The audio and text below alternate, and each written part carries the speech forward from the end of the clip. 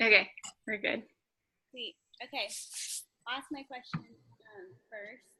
I think when I was reading the book, something I realized from the get-go is that he is a very high-functioning person, like super smart, and he can get around in social situations even a little bit uncomfortable. And I just thought it was interesting that he was at a school with differently abled people, but a lot of those people were not high functioning, and it seems like he's kind of by.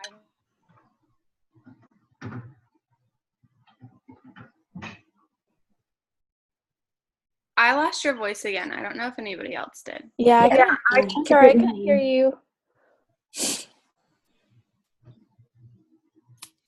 Let me move rooms.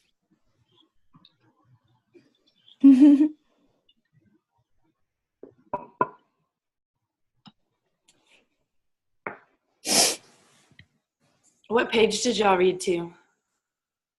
115. I couldn't stop last night. Yeah, I stopped at 125 because I had to know what happened after that. I know, I did too.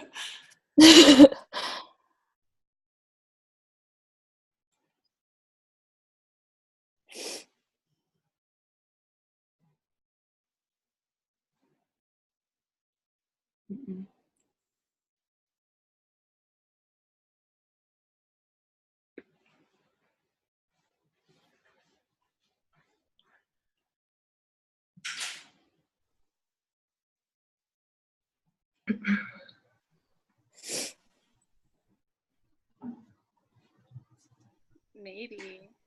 It was working fine in the beginning.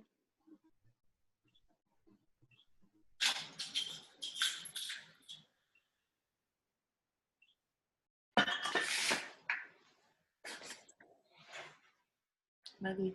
Have fun.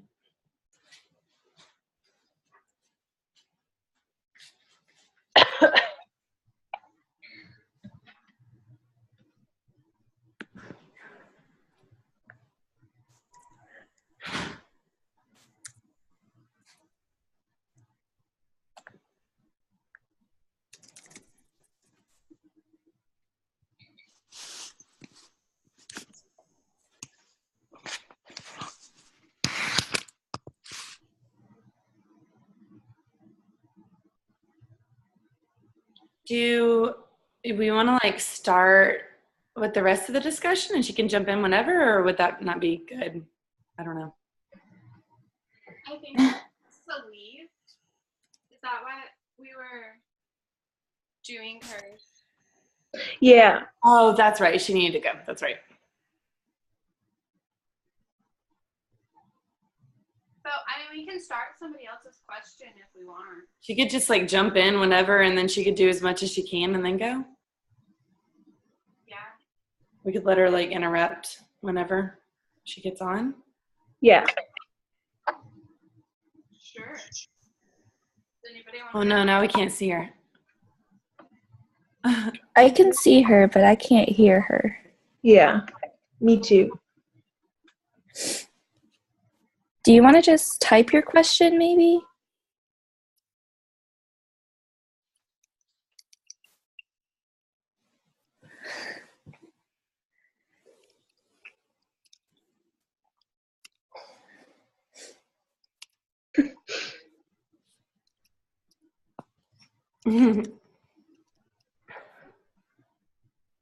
Technology man. Yeah, right.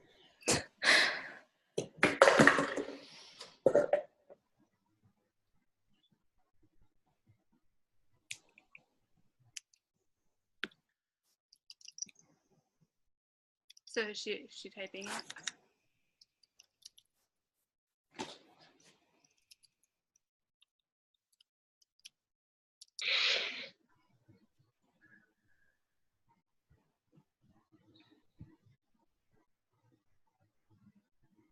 If she does type it, somebody's got to read it because I don't think it'll record the messages.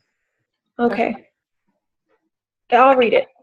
It says, okay, so what do you guys think about his school that he goes to? Do you think it's beneficial to him being that it is a school for differently abled people, despite the fact that he's high functioning? I kind of had a similar question. I'm a teacher, and the school I teach at in Austin, Texas, it's like my first year there, and I'm a gen ed teacher, and I have a whole bunch of gifted and talented students, and then I have, they call it the SCORES program, but it's basically they cluster students with autism. So the resource teacher can come in very easily, and they're not like spread out amongst the school. So I had 5 students in my class with autism out of 20 kids.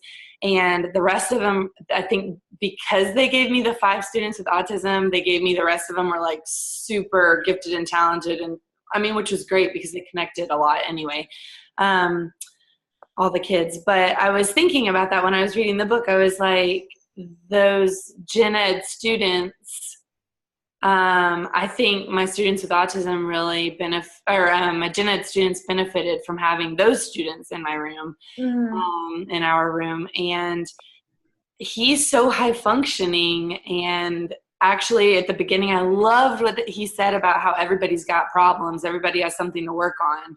Because that's the way I kind of look at a classroom. Like, even if you don't have autism or a diagnosis, you still have something. Yeah. Like, I don't feel like it would be beneficial unless you need to be like self-contained. Yeah. I feel like with a lot of my classes in undergrad and like even now, we're like preached to about the concept of inclusion. And I mean, so we're like, why is that not practiced there? And so I wonder if maybe it's a thing with England. Like if maybe their dynamics in school are just different.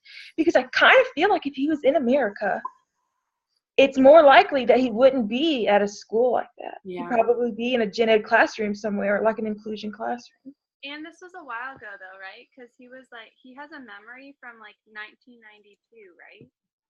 Yeah. Oh, yeah. So it was a while ago. So maybe it's Yeah. But yeah, I think it's weird too that he isn't at a normal school. Like he doesn't seem to have friends, and I don't know if he would at like. Oh, I can't hear. Can hear you now. no. Oh, no.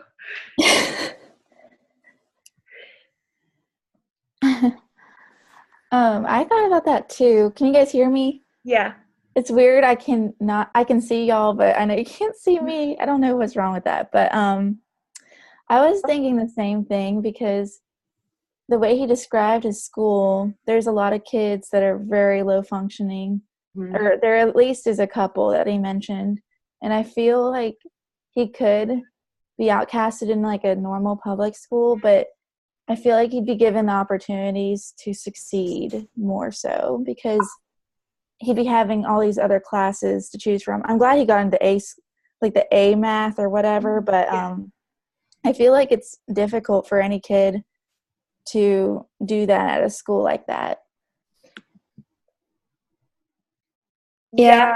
In the book, it talks about like, I think at some point he talked about having to be there for behavioral problems. Oh, yeah. And he said that he didn't have as many behavioral problems, but I don't know if that's just like from his perspective or if he like still does. And maybe he like can't transfer out of the school maybe because he's like already enrolled. I mean, I don't know how English school works, but or his dad. Oh yeah. Is not like, I mean, he thinks he's doing the best for him, but he's not like what we know is the best. And so, or what other people outside might think. So maybe he put him in there thinking that was the best thing. Yeah. I don't know how it works, but I also thought it was interesting because like when he like talks about his school days, like based on like the cars that he sees, like the bad days, he just like seems to like just be in the back of the classroom, like doing whatever. So I don't really know like how much he actually participates in the class.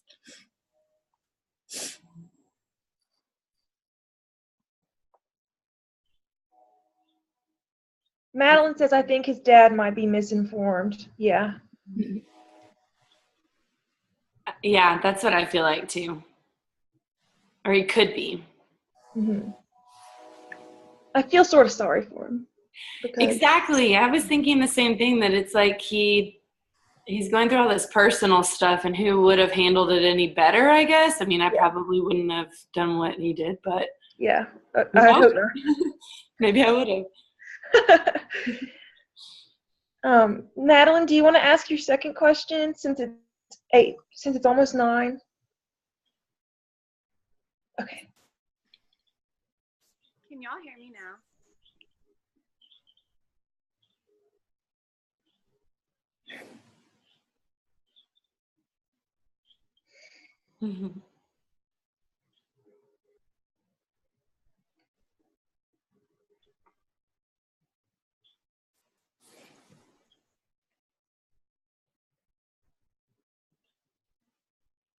Hey, can y'all hear me?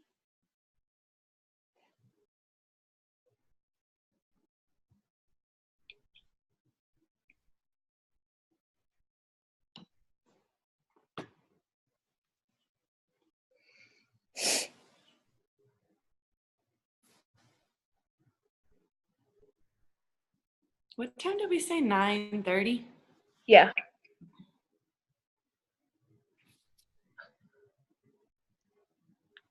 Okay, Madeline asked her question. It says, what do you guys think is his dad's reasoning for keeping the secret of his mom's affair? Do you think it's for Christopher's protection or his father's? That's a good question. / lie of his mom's death.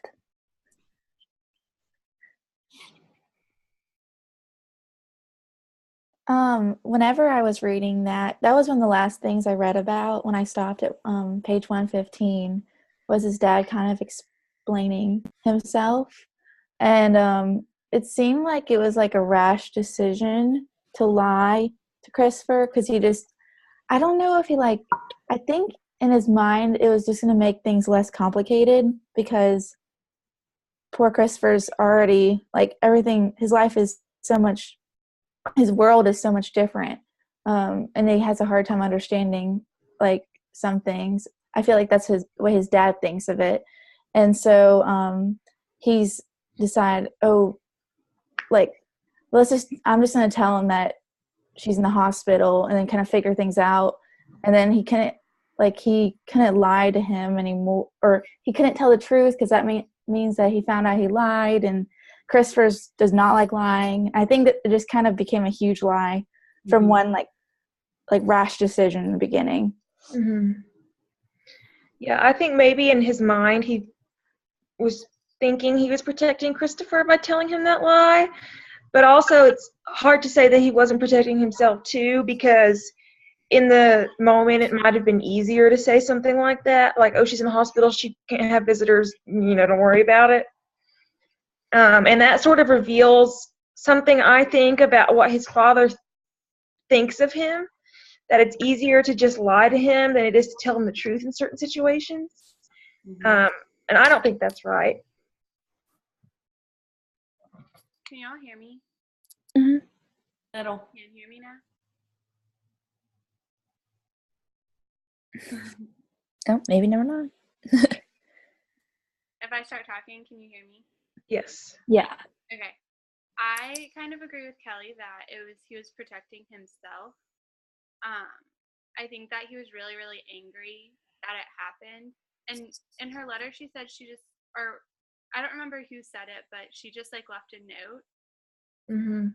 So I think that he was just so angry that he came up with saying that she was in the hospital, and maybe it was a rash decision that ended up being this huge lie, but I think it also was just that was his way of coping with the fact that she was gone. And I think that maybe a lot of people think that way if their spouse has an affair. I don't know.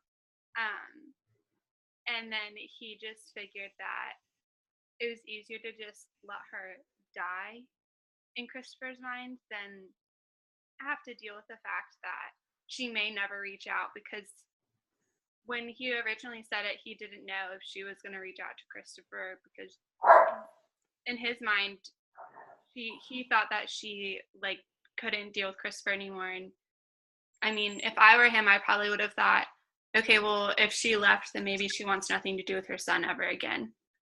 So like, why give him that hope that like she may be coming back to see him and talk to him when she might not? I agree with you because, like, the more I think about it, he probably is angry so much with his wife or his ex-wife too. He wouldn't want he's hiding the letters and all of that also because he doesn't want to let her have any relationship with him too because of what she did. Yeah, he's punishing her also. It's like he's doing it to protect himself and sort of to protect Christopher, but also to punish his wife. Yeah. Which then I'm confused why he didn't. I mean, he's never spoken to her again either, because she thinks that Christopher just isn't answering her. Yeah.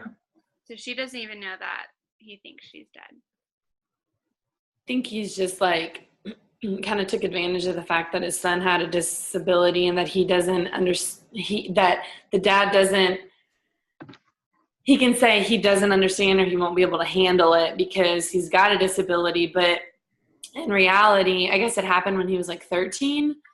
So Yeah, they left. So when it happened, he could easily say like, he wouldn't understand. He wouldn't get it. I'm protecting him. But when you like step back and think about it, unless it's a really young kid who doesn't need to be involved in things like that, I feel like, in my opinion, it would be the right thing to just share that with anybody, regardless, even if they might not get it. You just like, it's best to just bring everybody on the same page. So it makes me think that he's doing it for like kind of more selfish reasons, like protecting himself or punishing the mom but Christopher really didn't have a lot to do with it, I don't feel like, unless he's just so far removed from what Christopher's actual needs are that he really does believe that. I think I agree with you. Oh, sorry. You're fine. I was just gonna say, like, it kind of goes back to like what you said for the previous question. I think the dad just kind of like underestimates Christopher a lot, like underestimates like his abilities and like how his mind works and like how he can understand things like that, like more than he would probably assume he would. Yeah. And like I don't think Christopher would have like, maybe back then he might have had more behavioral problems that maybe he was afraid of, but I think eventually, like, I don't know like how much time has passed since then. Does it ever mention a year that we're in the book? It's like 2 years. Yeah, but like now that he's like more functioning, like higher functioning and stuff like that, I feel like his dad should have like told him at least his mom's not dead or something like that. Yeah.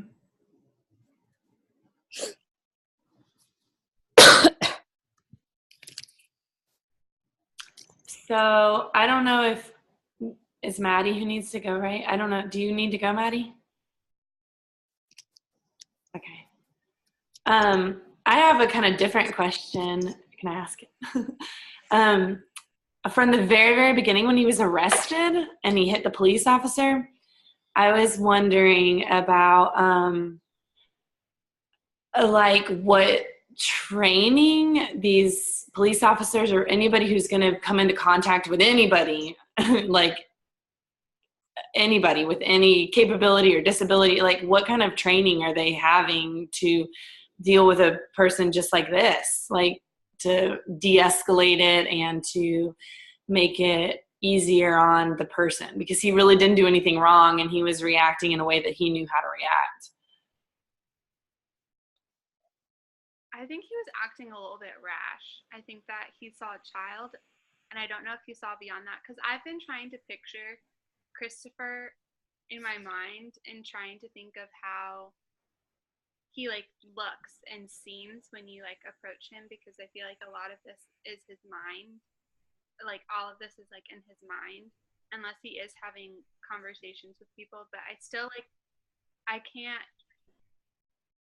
don't know if in the way that he would speak, I feel like I would maybe be able to pick up on it just because I have been in contact with kids through like internships and everything. But I don't know if he was just thinking that this was just a kid and the kid was holding the dog, and so he automatically was like, well, this kid killed the dog, so I'm not going to treat him kindly. But I never thought of that, what kind of training they get, and I don't know if they do. I feel like they, like, especially in this day and age, you would need just is like imperative, because you never know who you're going to come across and what reaction they'll have to the stress of talking to a cop.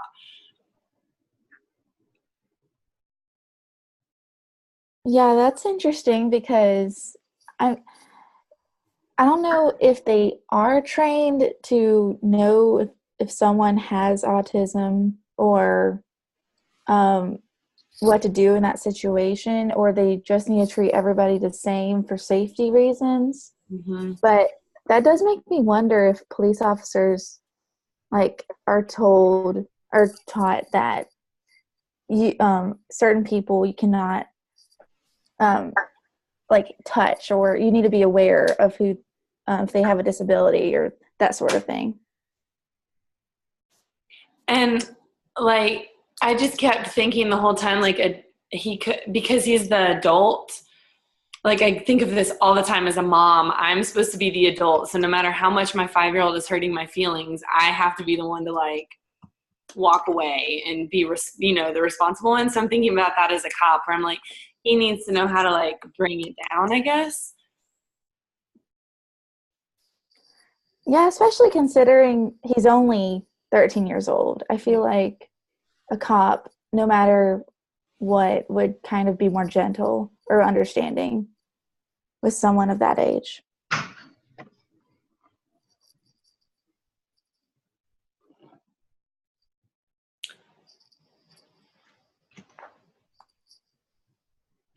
Does anybody else want to share their question?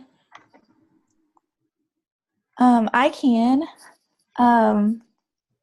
So did you guys read that article? It was called "I Have Autism and the Lack of Authentic Autistic Voices Angers Me." Yeah. I don't know. Yeah.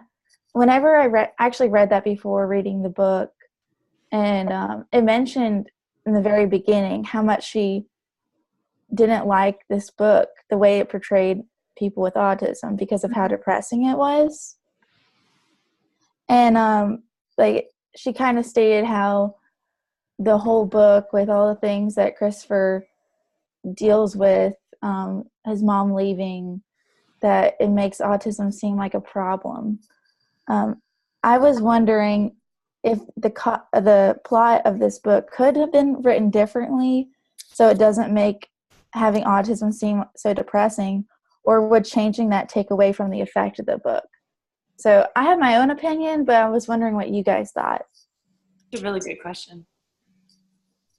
I mean, I read the article before I read the book too, and I could kind of see where she was coming from. When I read the book, it's just kind of I feel like it made it more realistic, and more people that maybe do have autism and are reading this book can relate to it. Because sometimes parents do leave from their child having autism because it's just too hard for them, and it's something we don't really think about sometimes. The other side of it, I guess. I mean, we don't get to see the other perspective or anything, but I feel especially maybe in the 90s.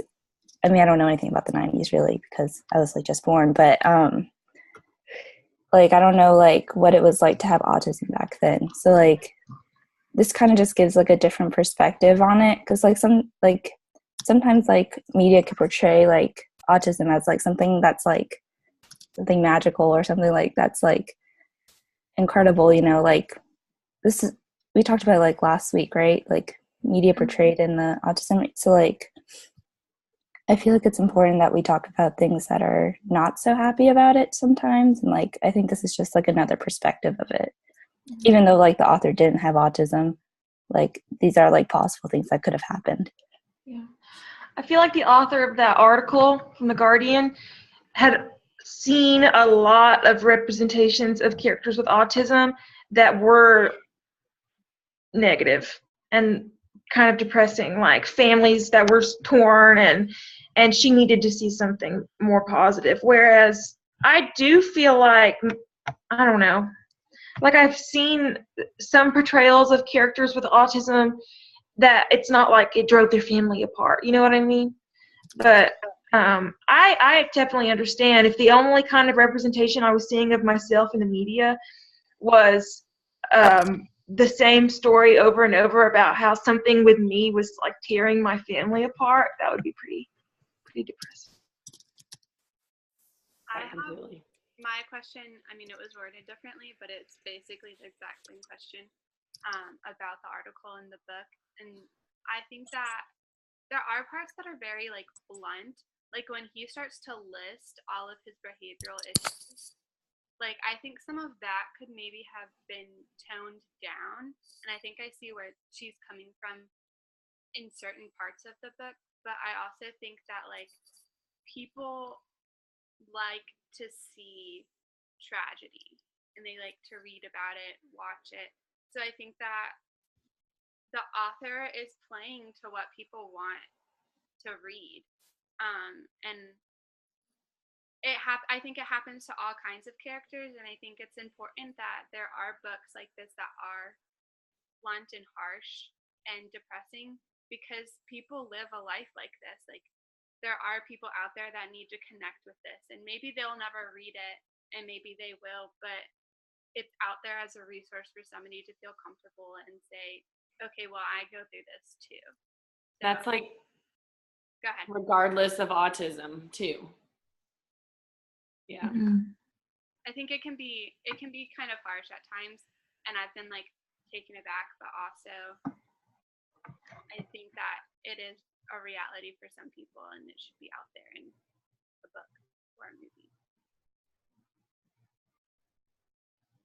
Madeline wrote a response. I don't know if you saw it, Savannah, but should I read it out loud so it could be like recorded? Yeah, sure.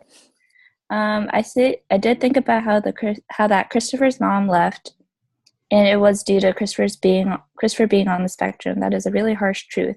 It must be hard for people with autism to read books like this that write about really hard situations. Any fans of parenthood in here? Max Byron brings his family together, and there are challenges, but ultimately the love their family has keeps them together. Some kids bring hardship into their family regardless if they are different. Able to agree with Bronwyn. I thought that same thing because I grew up with an alcoholic dad, and there was nothing that I could have done to make anything different. But it felt like I was doing everything wrong, and I was just thinking about how like this, even though it seems tragic, I feel like this is more like real than not. And this is, even though it has like a person with autism at the center, it could be any other person at the center, and it still would be a tragic story, yet it would still be so incredibly realistic, I think, for so many people. Yeah. And I think a big reason why his family is basically torn apart, I think it's due sometimes to a lack of maturity on the parents' part. I wonder if Christopher didn't have ASD, if his family would still eventually have unraveled. Because, I mean, I kind of think maybe his mom wouldn't have been the best parent to any sort of kid. Yeah. I just don't think she was cut out to be a mom. I know that sounds really bad. No. It seemed like she mentioned that in there, right? That Yeah. she wished she could just go live a different life somewhere else. And that's what she did. Yeah. So. I also think that the way that Christopher is handling everything kind of counteracts how bad everything is. Like, he doesn't let it bother him, and he doesn't let it get him down. He kind of just keeps going, and part of that is maybe that he doesn't fully understand it. But I mean, some things that he does understand, and like, I kind of stopped because I love like cliffhangers. So I stopped at page 115 and I didn't keep reading. So I don't know how he fully reacts to the situation that happens. But I think that the way that he's handling it in the book is still a really positive thing for somebody with ASD to like read and learn about. I agree. Yeah, I agree with everything you guys said. I mean, if every single book about a child with autism was negative, then I could see that being a problem. But having books like this is important because a lot of kids do go through this type of thing where their parents get divorced or there's an affair. No matter if they're they have autism or if they don't. But I feel like everyone needs to be represented, and it's not always a happy ending. You know, it's not always like a fairy tale kind of story. So I think it's like a reality for so many people that I don't think this story is quite a problem. But of course, I don't have autism, so I don't really know exactly what it's like from that girl's perspective. So I have another question if we're okay to move on. yeah.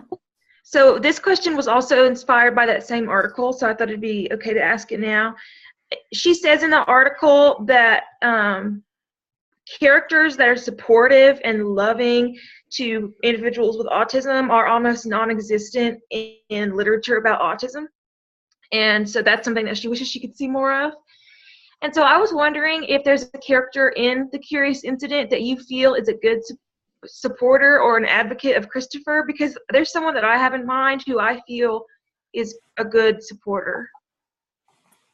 I mean, she has, yeah, what Madeline said. I don't know how do you pronounce her name? Siobhan. Yeah, Siobhan's like a good supportive character, I think. Mm-hmm. Mm-hmm. We don't really get to hear from Siobhan. We don't really hear from anyone, which is interesting. We meet everyone through Christopher's lens, but I sort of wish we could meet Siobhan, because she seems really cool in the way that she seems like a great teacher, you know? I think Mrs. Alexander also, if Christopher would let her in more, she would be a great person for him to like look to for support. Yeah. It makes me sad a little, their interactions. Yeah. That's kind of another way his dad kind of like protects him, but isn't doing what is necessarily right for Christopher, especially as he gets older, because he's not like, yes, he shouldn't talk to strangers. And as a young child with autism, I'm sure that you can say like, do not talk to a stranger. But now that he's getting older, it's like Mrs. Alexander is not a stranger. Like she's the little old lady across the street. And that relationship would be one with any kid worth fostering, I think, but especially with someone with autism who she's taking an interest in and everything. And it could be reciprocal. So I wish that that would go further, I guess, or it could go further. I had a similar question. Well, kind of taking off on that, the Siobhan relationship is, how can teachers, especially with so many restrictions that we have on us legally, and also like we just got to cut it off at the end of the day because we have our own lives going on. Like I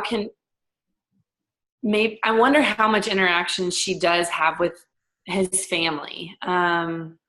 Does she offer assistance? Does the dad have counseling? Does the dad have anybody he can like work through this with to like help parent him through this like journey with autism? Because seriously, I have a 2-year-old and a 5-year-old, and it is the hardest thing in the world, and they're perfectly capable of, everything so far. And parenting is just hard. And so I'm sitting here thinking like that would be such a rough hand right there.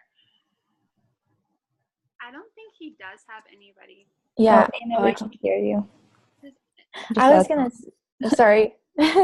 I agree with you with I feel like Christopher's dad needs support. I feel like he's alone in the situation now that his wife has left him. He's trying so hard to be a good dad, but he's trying like everything. Whenever he negatively interacted with Christopher, he was mostly trying to protect that secret he was trying to protect himself, I guess, from that secret being found out by Christopher, and that's why he was so angry and reacted like that. But I truthfully think he could be a good dad. He needs help from someone, from a counselor or Christopher's teachers or someone. He just has no one on his team. Yeah. Mm-hmm. I don't see any evidence that he's getting help. from Siobhan or anyone else, really. You know, it seems kind of like he is on his own. Otherwise, I don't think he would have been counseled to make some of those decisions. Yeah. I also, so I looked it up, and this was published in 2003.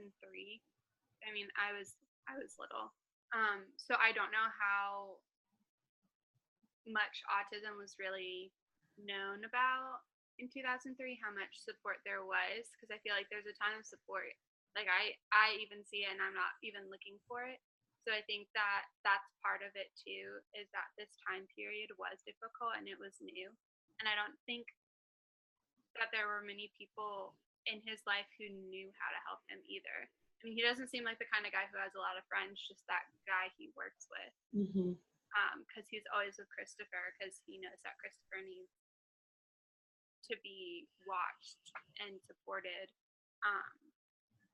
So I think it's also that, is that he just doesn't even have friends to talk to. Like his person was supposed to be his wife, and she just up and left. Yeah, it's always really nice to be able to like bounce your feelings and ideas off of somebody else who's in a similar situation.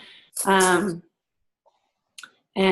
I know when I taught out at Mabel Elementary, like in Zionville down the road, I was the only third grade teacher there for 5 years. And it was like so isolating, because I was like, what am I supposed to do with these certain situations? And how am I supposed to handle this? And there was nobody to talk to. So I'm kind of connecting to that. Like, you just kind of make a decision that you think is best, but you don't have anybody to run it by or anybody to connect with on it. And it's kind of just like a shot in the dark a lot of times. So maybe that's what he's doing. Yeah. Mm-hmm. Maybe he doesn't know that he could go. I have another question if you guys are ready. So in the letters, Christopher's mother described the reasons why she left. Do you guys think she was rightful in leaving with the reasons she had? Or do you think that it was completely selfish? I think she could have done it better. Yeah. Yeah, I think it's a little bit of both. Like, it was pretty sad of her to leave, but like for her, I don't think she would have been a very good parent to Christopher. Oh, it's frozen. Can you guys still hear me? Yeah. Okay. I was just like, your guys' face frozen. I like had no idea. But yeah, I think it's like a mixture of both. Like, she was really selfish for leaving, but also like, I don't think she would have been a good parent to Christopher in the end. Really, like Carly said earlier, like some people aren't meant to be parents, and like especially if you have a child with like Asperger's, and like even though he is high functioning, like it could be a lot. Yeah. I think she should have tried to work on herself. I think she should have. I know we've talked about it being a different 2003. You know, it was like a different world, but I think she should have sought out some resources. And it doesn't really necessarily say that she did that. And I think she should have worked on herself a little bit before just moving to London with Mr. What's his last name? Roger. I don't know his last name. Is he Mrs. Shear's ex-husband, right? Yeah. Oh, yeah. Okay. Roger Shears, I guess. Yeah. Yeah. I have a hard time defending the mom. Madeline, can y'all hear me? Yeah. Okay, my mic wasn't working a second ago. You said that she has to go to work, but she says she feels so torn about this question. She needs resources. I think something we can learn from this book is that kids on the spectrum need to be supported, but parents do too. Yeah. Bye. That's perfect.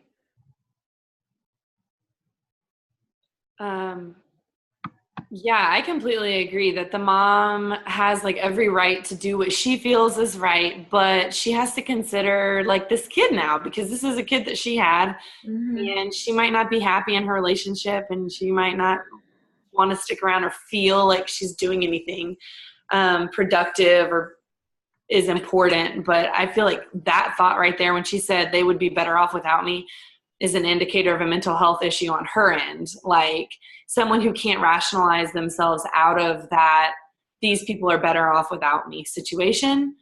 Yeah. To the point where she just up and leaves. I think she knows what her weaknesses are as a parent, and instead of working to make them stronger, she just decides that it would be easier if she just ignores them and takes away the thing that brings out the bad in her, which is her son. Mm-hmm. That's like poor judgment as like a human, in my opinion. Like I think Yeah. that you need to like realize what your weaknesses are, and that's the first step, but then you need to do something to like make yourself better at controlling that. And Yeah. stop. She's just like, okay, well, I stepped back for a little bit and I saw that you and your father did really well together, and that made me feel invisible and that made me feel awful, so I left.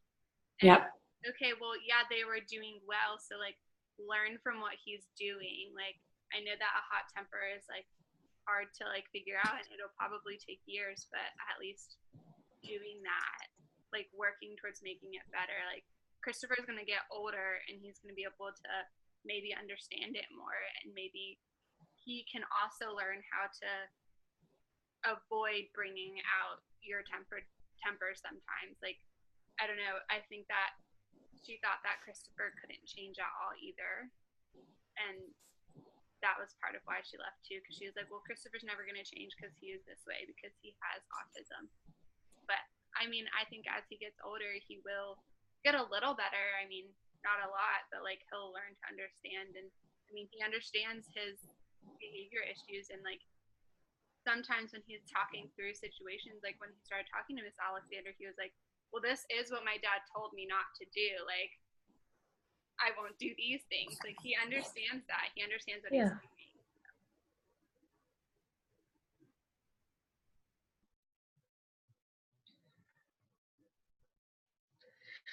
And it's hard, to put myself in the mom's headspace.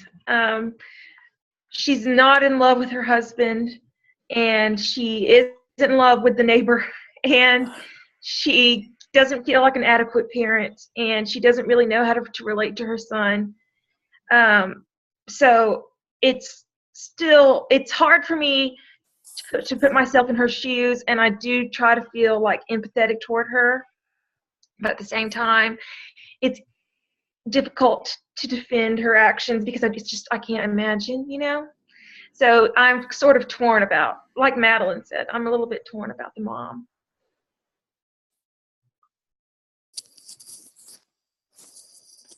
Yeah, I'm a little bit torn too, because I feel like if you just hear what she did, it sounds completely awful and there's no excuse for it. But I think in her mind, she thought she was doing what was the best thing. Like, that way she wasn't going to interfere with Christopher. And I feel like she thought she was hurting him being in his life. So I feel like she was trying to do what was best. I don't think she meant to like hurt him, but she just shouldn't have just left just like that. She should have at least tried to help him understand without leaving him just wondering. Mm-hmm. I just made this like crazy connection from years ago. My first year teaching, when I lived in Alabama, I had a dad, I had a kid, a boy, and he had two brothers, and his wife had left him and just like up and left, like went to the store one day and never came back. And I remember like everything floating around the buildings, like, did you hear about blah, blah, blah? And it was like super judgy and sad and just like the talk of the town. And then when I had kids, like your lowest lows, you're like, I could literally get up and go to Mexico right now and not like come back. Like, I just don't want to be here. And then again, like I can rationalize myself through it or take a nap or whatever, and I get better. I'm better.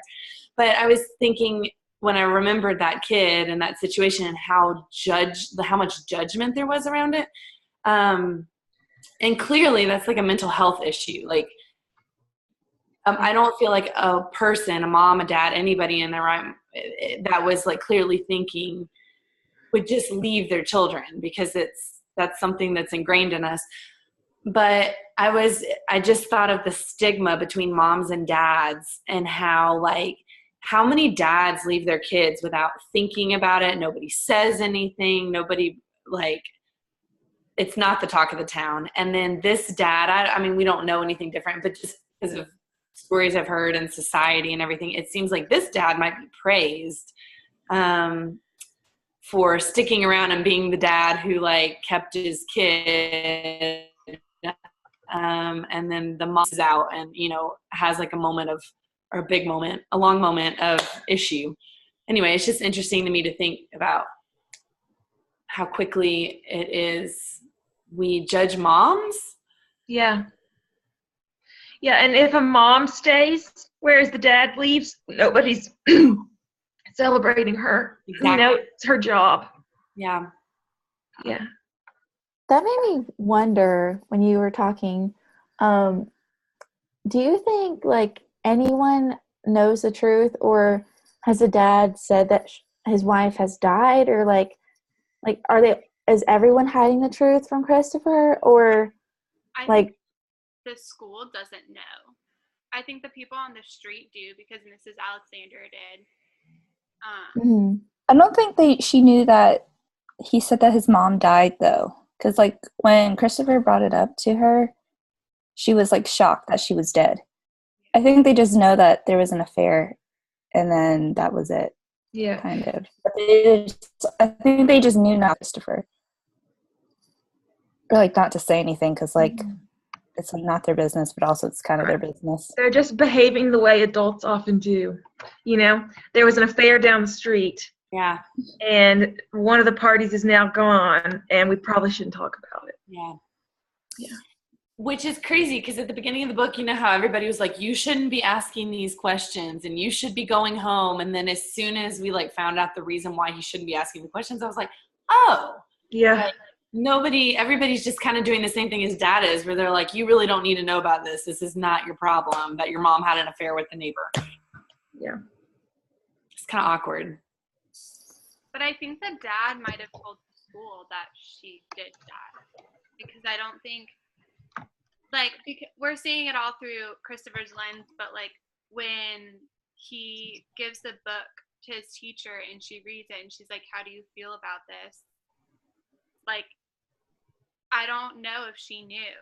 Like, Yeah. I think that she also thought that mom just died of a heart attack in the hospital. Like, I mean, he could control that situation. He can't control the street. Like, Yeah. the guy lived on the street, and the guy she had an affair with lived on the street. Like, you can't. People see things. Like, it's. But I think he controlled the school situation. Yeah. That's like next level.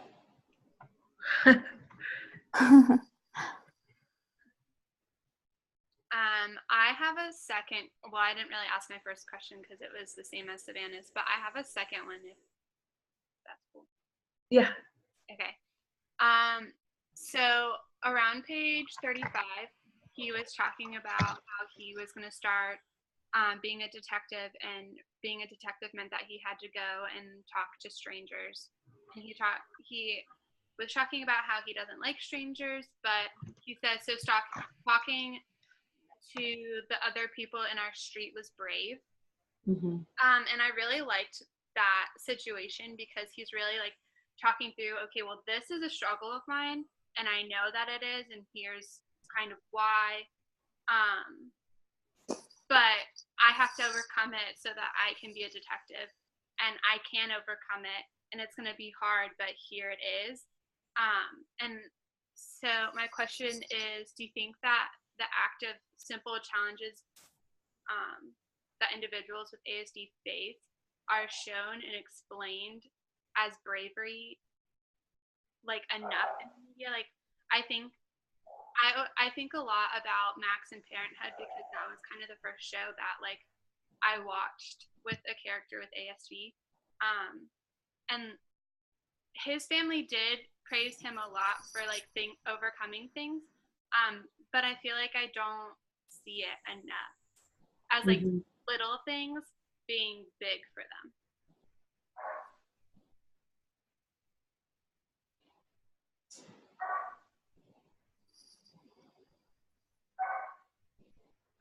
I feel like couldn't stop reading last night, so I'm not gonna say anything, but there's another situation. He comes in very shortly after page 115, where it's kind of another situation, where you're like, wow, like you can do this if you know that you need to. And I kind of had a similar thought, like, and it kind of makes me compare my students with autism to my students who don't have any diagnosis whatsoever, and how we're so quick to say someone's brave for doing something, just any normally courageous thing. But you're right, these kids, or anybody really who does something that's out of the norm for them, that's uncomfortable, and they're like stepping up to something or stepping over a fear to be able to get something done, I feel like does need to be noticed more often, especially by teachers. At the very beginning of this year, I sat down with every one of my parents for fall conferences, and the only people who had like legitimate concerns about, not legitimate concerns, every parent has legitimate concerns, but the only ones who voiced legitimate concerns about their kids, and how they were learning and succeeding in the classroom, the gen ed classroom, were my parents with students with autism. So I thought that was really interesting, because I'd never really considered sitting down with all these parents with students who don't have any diagnosis and don't have any like social struggles, and then sitting down with these who have pretty extreme ones. And the parents, I just remember saying to them, I have 20 kids in here, and I have like 20 separate lesson plans for each of them, because the way this kid learns is not the way this kid learns, and it's not the way this kid learns. And I almost had to just like reset my own mind about what teaching was, and about how what's courageous for this child might be super, super small when compared to this child, but it still deserves recognition. And just that recognition in the classroom can go like, I realized this year, just from recognizing those little moments of, any positive behavior, it just like is like night and day. And that's not just for students with ASD, that's for students who have behavioral disorders, or just kids who don't bring in their homework, or, Yeah, I mean, I'm a third grade teacher too, and I mean, that's why I learned this year you can't treat everyone the same, in that what everyone does one way deserves praise. Or, I mean, when I had a kid with ADHD, I was just praising him for sitting at his desk and working for 10 minutes straight. Mm-hmm. It just depends on everyone's abilities and that sort of thing. So I do think that a lot of people need to recognize when children, especially children with autism, are doing things that are big steps for them, even though they seem very minor for everyone else. I agree. It kind of reminds me of something that, I don't know if any of you had Dr. Garwood, but he's a special ed teacher, but he left this year. But he used to say this thing where it's like, don't treat everyone equally, treat everybody equitably. So like, based on what they need, you should treat them that way instead of giving everyone like the same baseline. Yeah, it's like fairness versus equity. Like you don't need to necessarily give all your students the exact same thing, but they all need to receive an adequate enough attention and resources to be successful. And that looks different for every single student. Have you all ever seen that cartoon that like 3 kids are trying to watch a baseball game and there's a fence, and like you have to give the shortest one like a stool to see over the fence, but then the tall kid doesn't need anything. It's just, it's a cartoon that actually, when I was student teaching, my cooperating teacher showed the like kids in the class when they were like, why does that kid get help? Or, they had those questions because not everyone was getting the same support. Yeah. So I think that was a good visual. That's so good. She showed the whole class that. Mm-hmm. I hadn't considered that. I've seen that before. And anytime somebody's like, why does so-and-so get a snack right now? I'm like, I just come back with something really harsh and snappy because I can't. I should probably just show that cartoon. Yeah. Might go further.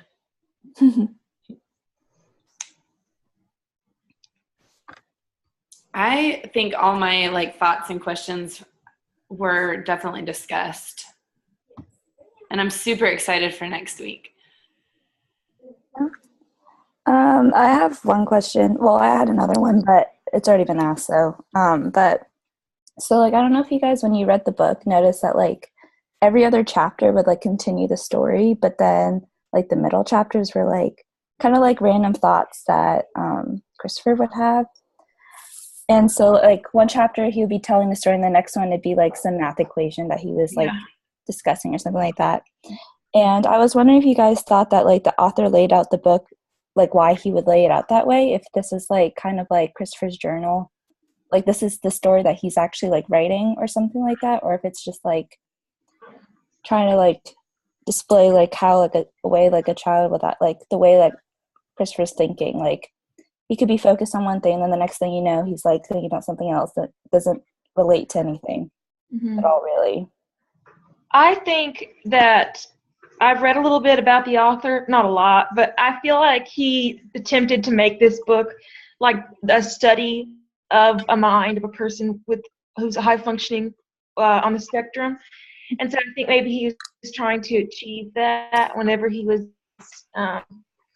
inserting those moments of like what's going on in his mind. And to us, it's not something that relates necessarily, but I think that it still does relate just because it doesn't necessarily relate in our minds. You know what I mean? Mm-hmm. So I think it's the author attempting to get at what's going on inside of the mind of Christopher. Even though I had questions sort of about how is it problematic for an author who is neurotypical to attempt to get into the mind of a person who isn't, you know? I don't know.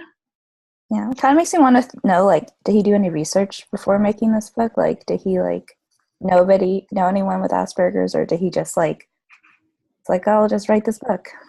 Would have had to, because that would just be such a risky thing. Like we read in those articles last week about all the research that people who make these TV shows and movies have to do, and then like what they're up against, like such a critical eye. And yeah. I don't know what he did. I feel like he would have had to just to cover himself. I think he did a lot of research. I think I read that. I think that Sorry if you hear dogs. I'm an Airbnb and they breed dogs, so like there's just a lot of noises.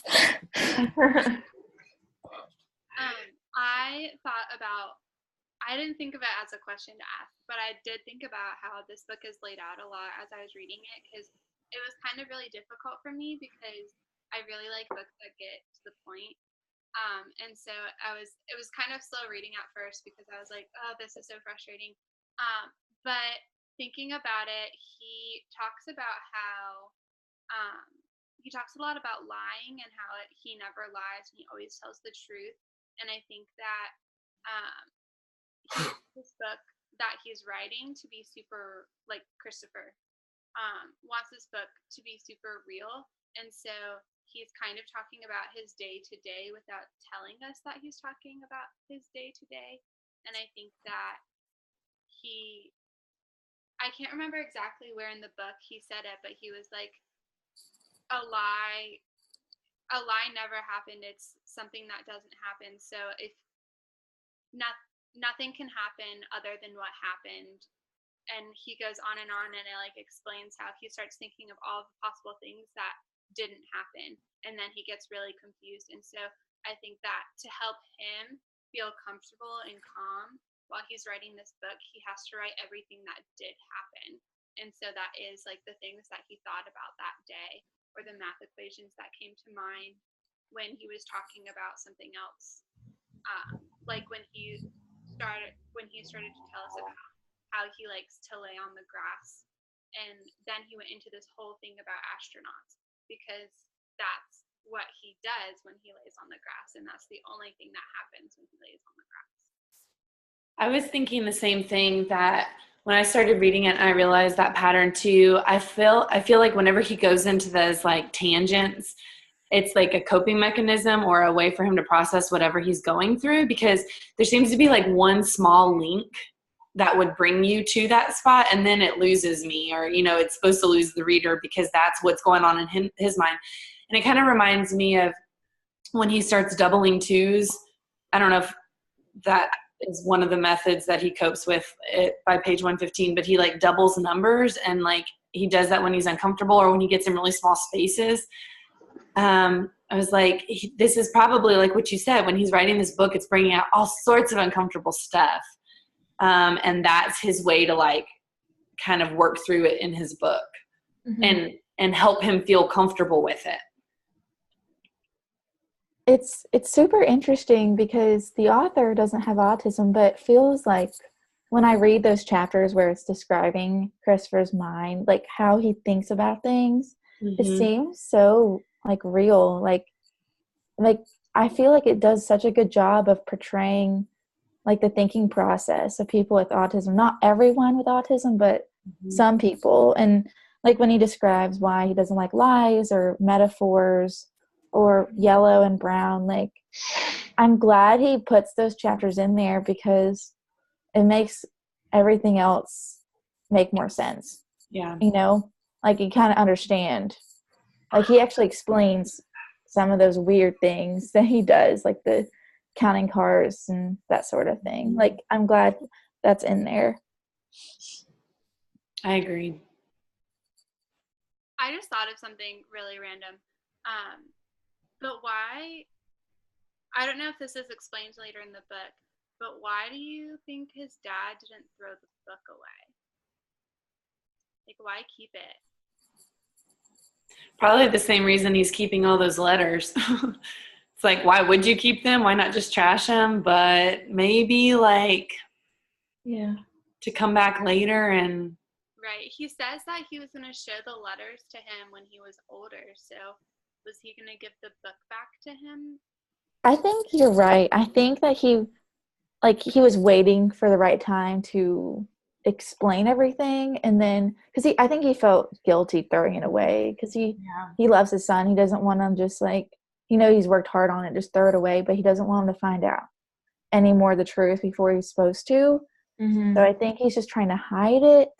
He doesn't hate it. He just doesn't want him to find anything else out yet. And he needs to like have maybe time to figure out where to go now. Yeah. What to do now.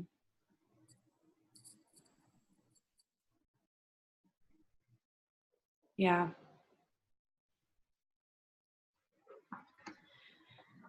Also, maybe the book has some evidence in it he doesn't want others to read. Good point. Yeah. I still want to know who killed the dog. They better tell us that. I like how he says like he's doing detecting. Yeah. Or when what did he call it? Chatting. I was doing chatting. Chatting. Yeah. Doing the sex. Yeah. I was doing the sex. That's hilarious. I really appreciate how like the lack of emotion there is with him, and I think that is so something worth considering when working with anybody on the spectrum, is that like his dad really is putting his own emotion on his son, like his own feelings. Like you wouldn't be able to handle this because the dad couldn't handle it, but it's like Christopher really could have handled that. Like somebody said, his behaviors might have gotten out of whack because his mom wasn't there anymore or whatever, but he's so rational and logical and not emotional that none of this, like, well, I'm not going to go there. None of this really would have, it just would have been super easy to just like come out and say like, it's not a big deal. We're going to be fine. But it is his dad putting his own emotion on his son. Yeah, it's got to be easy to project what you're feeling onto somebody who feels like a canvas. Yeah. When they're not visibly showing what they're feeling on the inside. It's probably, and you're going through a really emotional turmoil, you know? It's got to be easy to just project those feelings. And it's not healthy. And a lot of the way that this was dealt with was not healthy. So Yeah.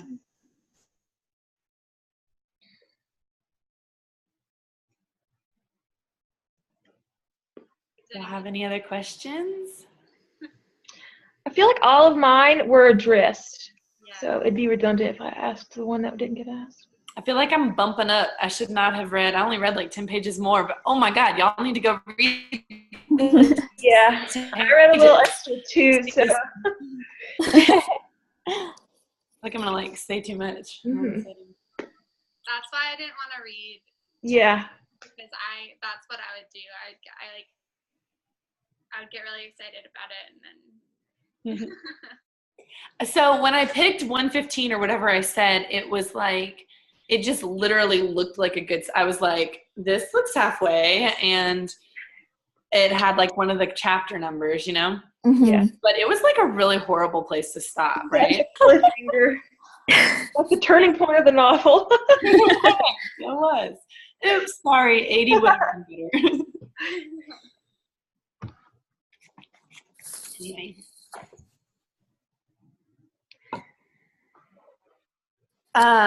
Well, is there anything else we need to do or discuss for Dr. Harden? I think if everyone's asked their questions, we are good. I think so. Yeah, So we just need to finish reading by Monday at 9:30, and then we'll meet again. And we all need to submit this, right? Right. So. Yeah, so I guess, Anna, you're recording it, right?